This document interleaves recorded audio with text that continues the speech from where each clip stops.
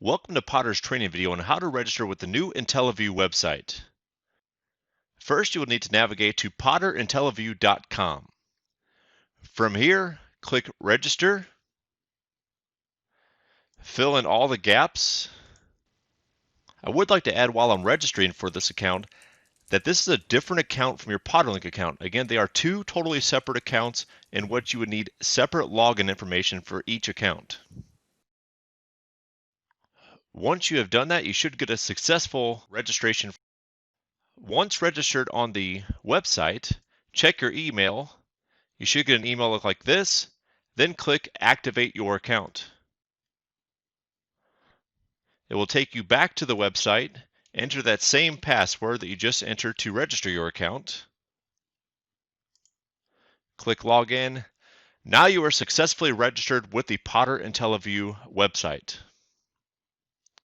For additional questions about the Potter product, please contact technical support at the phone number or email address shown on the screen. And as always, don't forget to follow us on social media.